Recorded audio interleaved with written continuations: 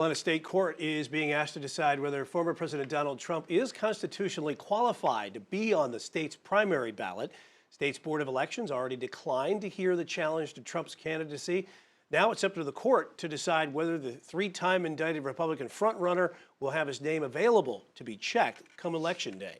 Queen City News is your local election headquarters. Chief Legal Analyst Khalif Rhodes joins us here now. Yeah, and Khalif, this comes after the former president was taken off the ballot in Colorado and Maine. How do you think this is going to shake out here? We'll explain why. We got a couple different ways that this is happening. So there's challenges all across the country. A number of them have already been dismissed either voluntarily or by the court, 16 plus, right? And so then you're talking about the two that have decided to remove him from the ballots in Maine and Colorado. But this is different. The courts haven't ruled yet, but the North Carolina Board of Elections decided not to even hear, not to even make a decision.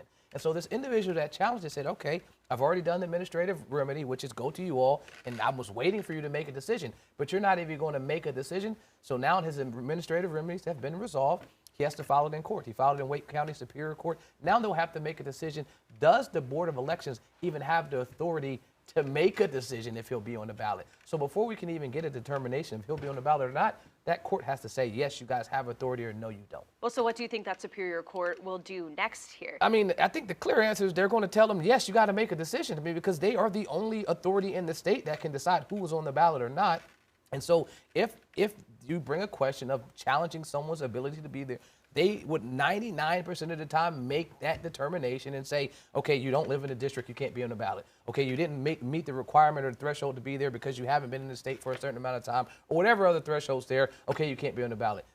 They would be the normal administrative agency that you would go to. So it's extremely rare that you're not even making that determination. And the sole Democrat that was on the hearing committee for that hearing, she said that. She said, well, why are we not making a determination? We should at least make a decision. Even if we say yes or no, our job is to make a determination, and we haven't. There's also a time crunch here because you have to print the ballots type of thing. That's what's a problem with some of the other states. But also, when do lawmakers get involved, and should they get involved, because it sounds like a court thing? I mean, these type of things, the court, I would think, would have to make that decision. Them attempting to come in and make a decision or say, yes, the president could or cannot be on the ballot, I think would be an overstep, because we're talking about constitutional issues, the United States constitutional issues. So even if our state legislators came in and tried to make some ruling that could say, you know what, a person that's involved in insurrection can still be on the ballot, it would be superseded by anything that the Constitution, the United States Constitution says. What I would tell you is that these type of issues are normally resolved at the Board of Elections side. And that also throws another wrinkle in there, because, you know, our state legislators have been attempting to make changes to the Board of Elections. Now they're attempting to make it an even number. So even if they decided that this is something that we could hear, if all of them came to a decision that, you know what, we're not going to make a decision and we've had an equal vote, who would make that determination?